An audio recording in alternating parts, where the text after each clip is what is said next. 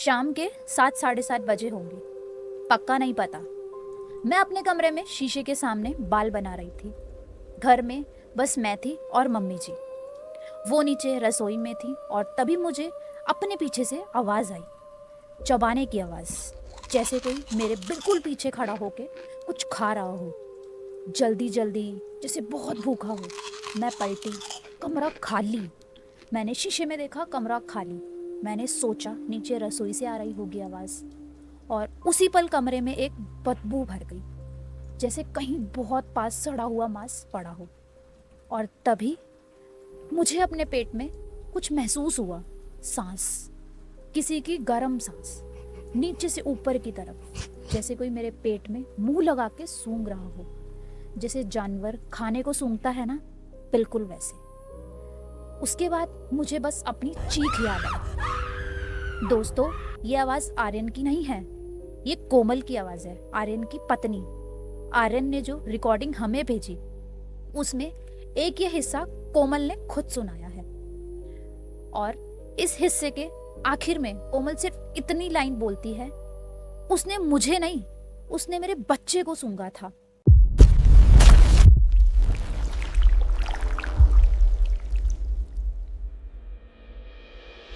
जय जगन्नाथ दोस्तों, एक बार मैं फिर हाजिर हूँ आंचल। आप देख रहे हैं अनप्लग्ड हॉरर विद आंचल, बिना किसी तड़के के, सिर्फ सच्चा खौफ। और आज बस इतना बोल दूं, ये कहानी मैंने खुद 2 बार सुनी है और दोनों बार मुझे कमरे की लाइट जलानी पड़ी। कहानी भेजी है आर्यन ने, गुड़गांव की तरफ के एक गांव से। गांव का नाम आर्यन ने बताने से साफ मना किया है। क्यों? ये कहानी के आखिर में आपको खुद समझ आ जाएगा।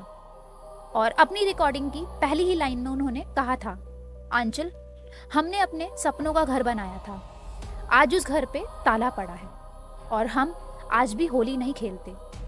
आगे बढ़ने से पहले चैनल को सब्सक्राइब कर लीजिएगा, बेल आइकन दबा दीजिएगा, और आपके साथ कभी कोई ऐसी अनहोनी हुई हो तो कमेंट में लिखिए।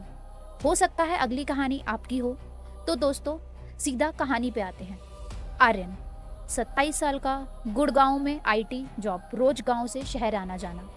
पत्नी कोमल 25 साल, दोनों पढ़े लिखे और भूत प्रेत का नाम सुनते ही हंसने वाले। कोमल तो कहती थी, डरना ही है तो जिंदों से डरो, मरे हुए से क्या डरना। घर में 3 लोग और, माँ, बापू और सबसे ऊपर दादी।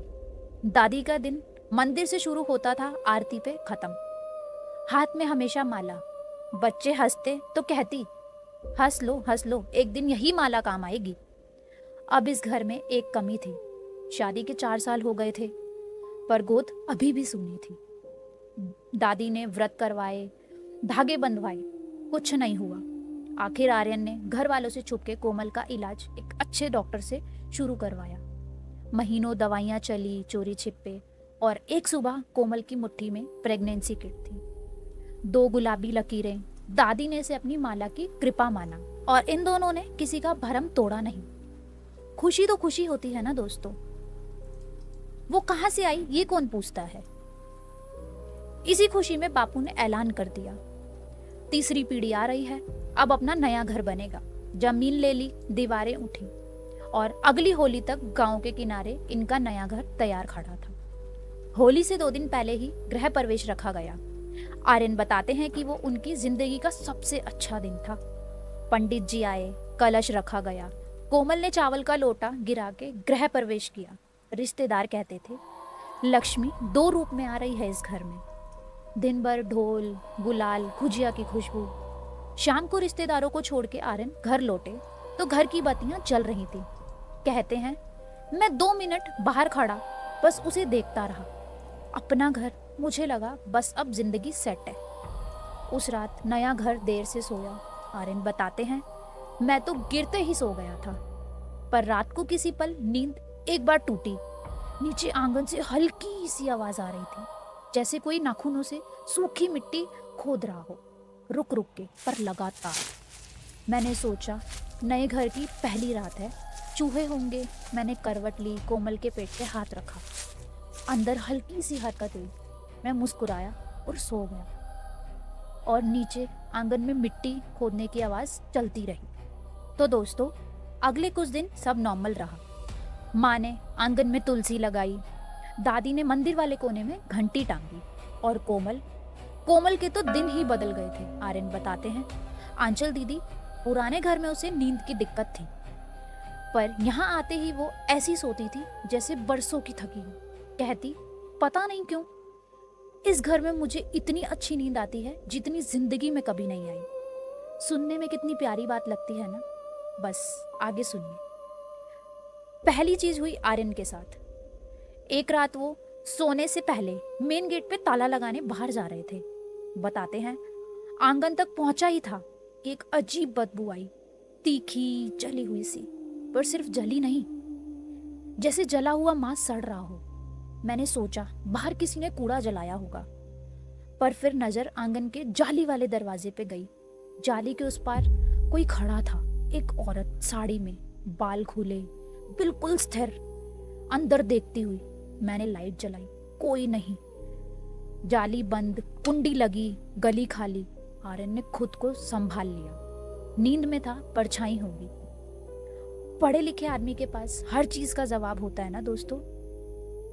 फिर छोटी छोटी चीजें होने लगी।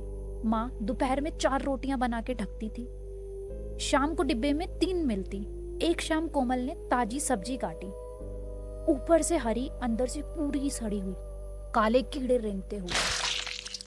एक सुबह तुलसी का गमला पलटा हुआ मिला, मिट्टी बिखरी हुई, पौधा जड़ से बाहर। किसने किया, कैसे हुआ, आज तक पता नहीं। और घर में कभी कभी वही बदबू तैर जाती, जले सड़े मांस वाली, और फिर गायब। चूहे होंगे, बिल्ली होगी, हवा होगी, घर यही कहता रहा। फिर वो हुआ जिसके बाद इस घर की हवा बदल गई। शाम की आरती का टाइम था। दादी मंदिर वाले कोने में दिया जला रही थी। आर्यन बताते हैं, दादी ने दिया जलाया ही था कि ऊपर छत की सीढ़ियों से आवाज आई, हंसने की, धीमी दबी सी, जैसे कोई मुंह पे हाथ रख के हंस रहा हो। दादी ने ऊपर देखा, सीढ़ी के मोड़ पे अंधेरा था, और उस अंधेरे में उन्हें सिर दिखा। बस सिर झुका हुआ, बाल लटके हुए, जो उन्हें देख के धीरे से पीछे हट गए। और उसी पल सीढ़ियों से वही बदबू नीचे उतर आई, सड़े मांस भरी। दादी ने आरती पूरी की, फिर पूरे घर को बिठाया और इतना ही कहा, इस घर में हम 5 नहीं हैं, कोई और भी है। आर्यन हंसे। दादी, नया घर है, आवाजें गूंजती हैं।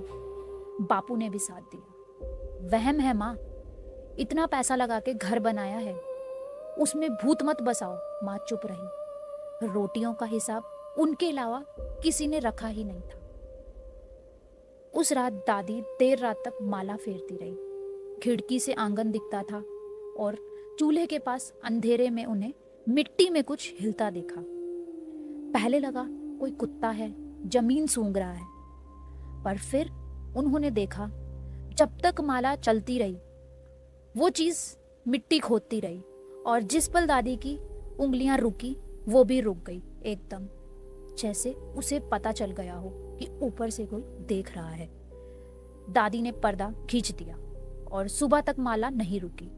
और अब दोस्तों इसे ध्यान से सुनिएगा, क्योंकि इस रात के बाद इस घर में वहम शब्द किसी ने दोबारा नहीं बोला। आर्यन बताते हैं, दादी वाली बात के 2 दिन बाद की रात थी। 2 सवा 2 बजे होंगे, पक्का नहीं पता। मुझे नींद नहीं आ रही थी तो मैं पानी पीने उतरा और सीढ़ी के बीच में ही मेरे पैर रुक गए। नीचे आंगन से आवाज आ रही थी चबाने की, जल्दी जल्दी, और बीच बीच में चट चट जैसे दांतों के नीचे सूखी टहनी टूट रही थी। चूल्हे के पास कोई बैठा था, औरत थी, पीठ मेरी तरफ, और उसके सामने जमीन पे जो पड़ा था, अंधेरे में बस इतना दिखा कि वो गीला था। मैं जम गया और तभी ऊपर से कोमल की नींद भरी आवाज आई, आर्यन, और नीचे चबाना रुक गया। उसका सिर हल्का सा तिरछा हुआ और फिर वो धीरे से, बहुत धीरे से मेरी तरफ घूमने लगी। चूल्हे में रात के आग के 2-4 अंगारे अभी भी जिंदा थे। उन्हीं की हल्की लाल रोशनी में मैंने उसका चेहरा देखा। जली हुई चमड़ी, हड्डियों पे चिपकी हुई, गालों की जगह गड्ढे, आंखें अंदर धसी हुई, पर भुजी नहीं, भूखी।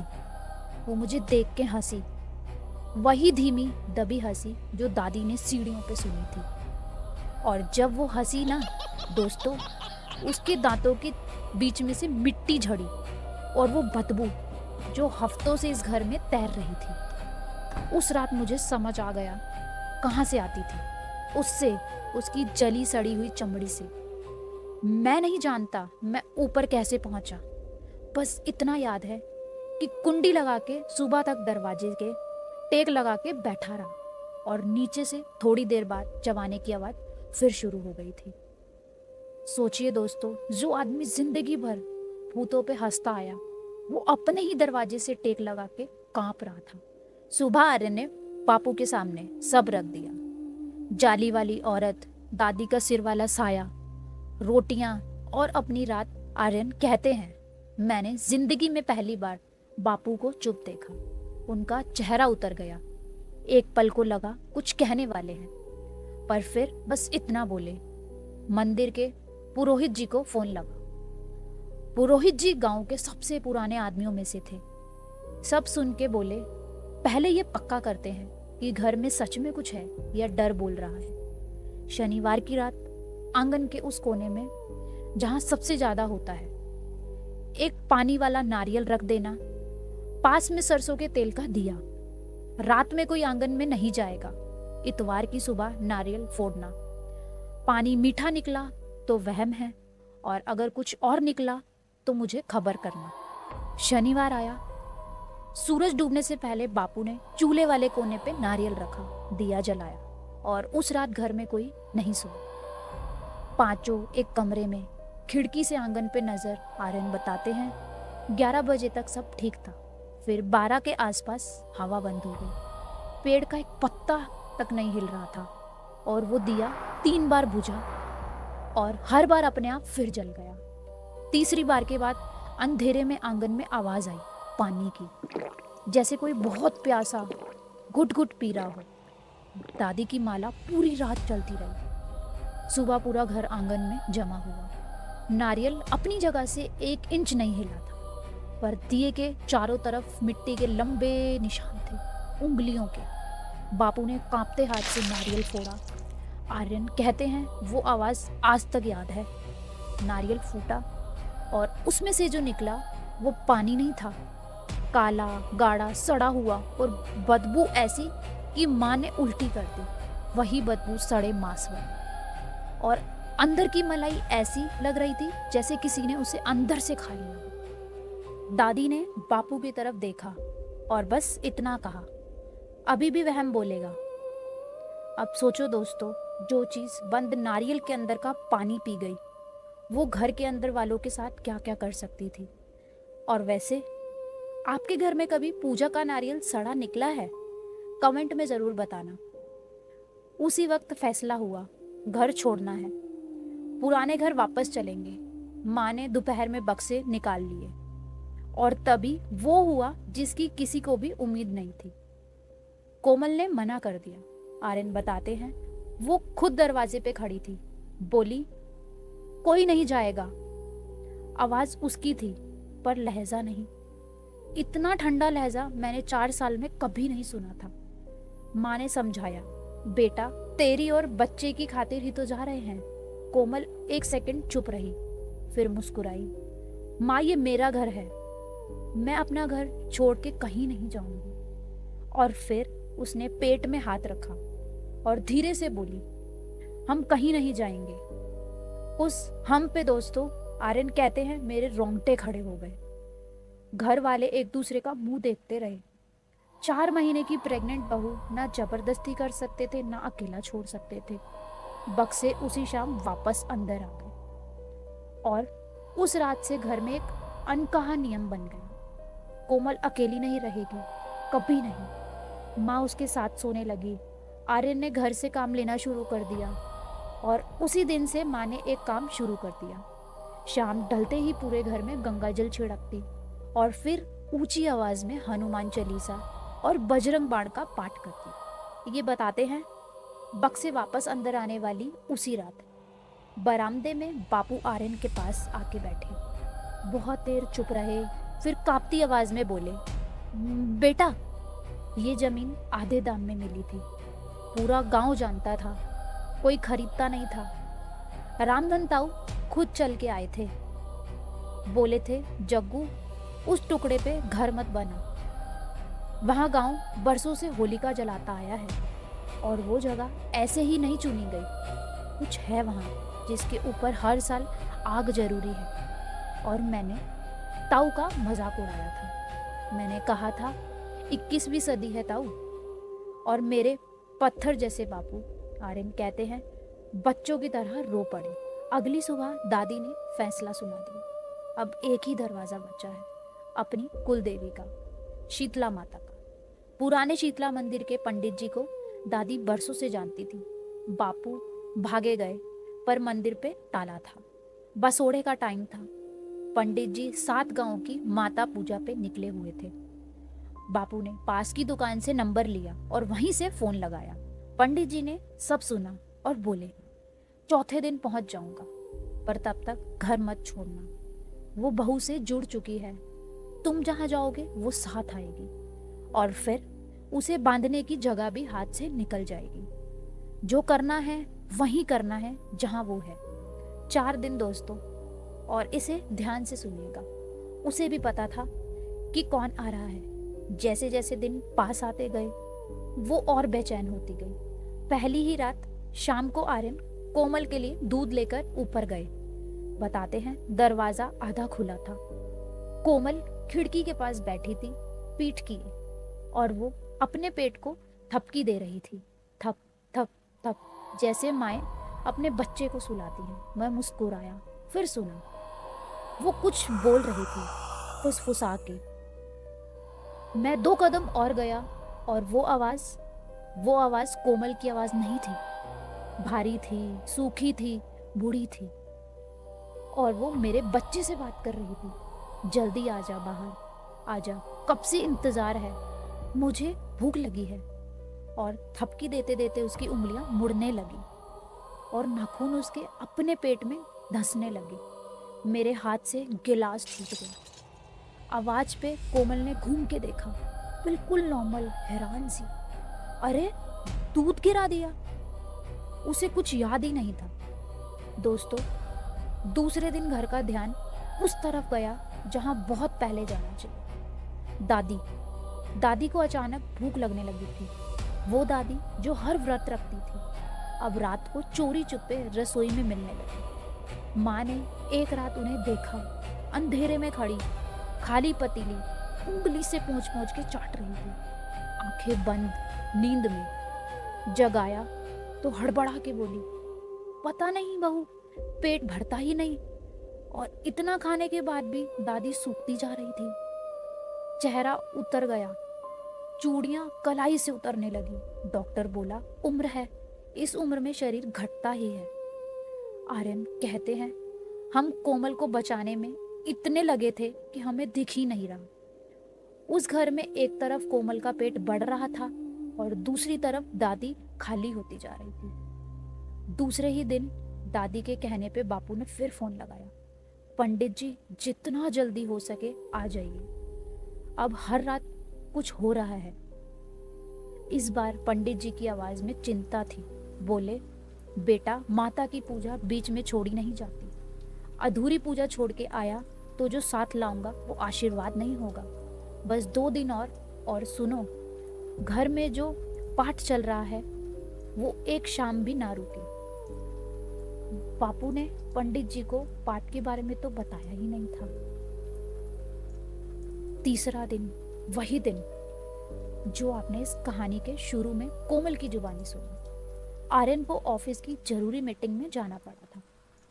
बापू खेत पे थे और दादी इतनी कमजोरी के बाद भी सत्संग गई थी। कहती थी अभी प्रार्थनाएं सबसे ज्यादा जरूरी हैं। घर में बस माँ और कोमल। शाम के 7 साढ़े 7 बजे कोमल ऊपर शीशे के सामने बाल बना रही थी, और फिर वो चीख, माँ बताती हैं, रसोई से भागी तो सीढ़ियों पे ही सांस अटक गई। पूरा घर उसी बदबू से भरा था, सड़े मांस वाली बदबू, इतनी तेज जितनी पहले कभी नहीं थी। ऊपर कोमल कोने में दुबकी कांप रही थी। वो लड़की जो कहती थी मरे हुओं से क्या डरना। वो कांप रही थी दोस्तों। माँ ने एक सेकंड नहीं सोचा, कोमल का हाथ पकड़ा और सीधा शकुंतला ताई के घर, वहीं से सबको फोन किया। आधे घंटे में पूरा घर ताई के आंगन में जमा। कोमल आर्यन के गले लटके हुई और बस एक ही बात बोल पा रही थी, उसने मुझे नहीं, उसने मेरे बच्चे को सूंघा है, जैसे जैसे कोई खाना सूंघता है। उस रात कोई उस घर में लौटना नहीं चाहता था, पर पंडित जी की बात साफ थी, भागे तो वो साथ जाएगी। बस एक रात और वो आखिरी रात। आर्यन की जुबानी, माँ की चीख से आँख खुलती है।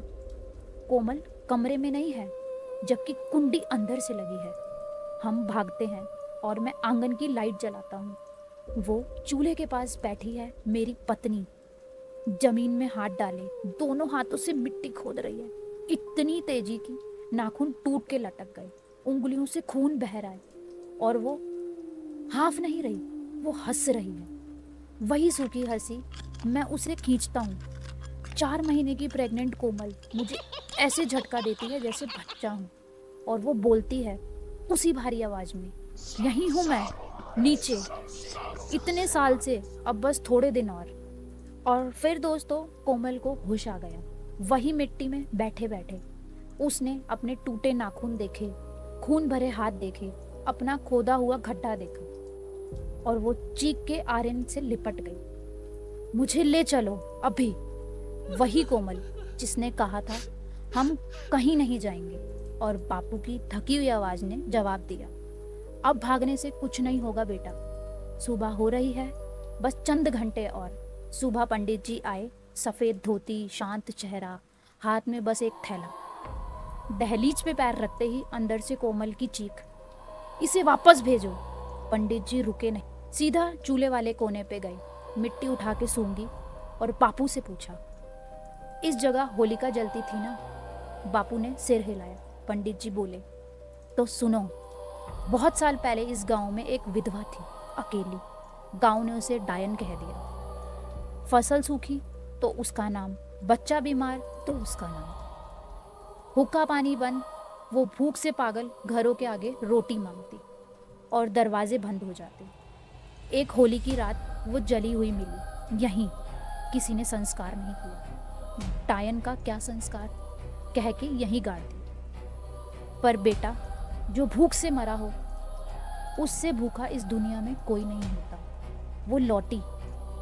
तब के बुजुर्ग समझदार थे, उन्होंने इसी जगह हर साल होलिका जलानी शुरू की। वो आग पूजा नहीं थी, पहरा थी। इस साल पहली बार यहाँ आग नहीं जली, और ऊपर एक भरा पूरा घर आग में, और घर में एक नया जीवन जो अभी दुनिया का नहीं हुआ। समझ रहे हो? उसे तुम्हारी बहू नहीं चाहिए, उसे वो चाहिए जो बहू के अंदर है। फिर पंडित जी बोले, इसे आग से भगाने की सोचना भी मत, आग नहीं इसे ये बनाया है, ये शीतला माँ का काम है, और माँ का तरीका ठंडक है। और सुनो, जो भूख से मरी हो उसे लड़के नहीं निकाला जाता, उसे पहले जिमाया जाता है। और इस औरत को मारने से पहले आखिरी रोटी किसी ने नहीं दी थी। शुरुआत वहीं से होगी। दोपहर तक तैयारी हुई, आंगन में नीम और गंगा जल का घेरा खींचा, बीच में कोमल, कलाई पे दादी की माला, चूल्हे वाले कोने पे केले का पत्ता, और उस पे बासी रोटी, ठंडा भात, गुड़, बसोड़े का ठंडा भूख। पंडित जी ने हाथ जोड़े, आ बहन, पहले खा ले, तेरा हक है। आर्यन बताते हैं, उसके बाद जो हुआ उसके शब्द नहीं है मेरे पास।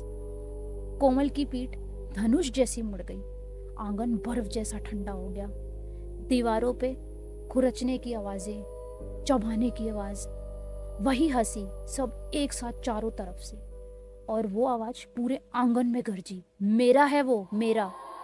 पंडित जी हिले तक नहीं, मंत्र चलते रहे, ठंडा गंगा जल गिरता रहा, और धीरे धीरे वो गरज रोने में बदल गई। गुस्से का रोना नहीं, बरसों का रोना। पंडित जी ने बहुत नरमी से कहा, खा ले बहन और चल मेरे साथ, तेरा संस्कार मैं खुद करूँगा। माँ की शरण में सब ठंडा हो जाता है। और दोस्तों, हम सबके सामने दिन के उजाले में केले के पत्ते पे रखी वो बासी रोटी अपने आप टूटी, जैसे किसी ने बरसों बाद पहला निवाला तोड़ा हो। और एक पल, बस एक पल के लिए हम सब ने उसे देखा। चूल्हे के कोने पे बैठी थी, झुकी हुई, खाती हुई, पहली बार आराम से। पलक झपकी और वहाँ कुछ नहीं था। उसी शाम वो कोना खोदा गया। नीचे से जली हुई हड्डियाँ निकली और पिघली हुई कांच की चूड़ियाँ।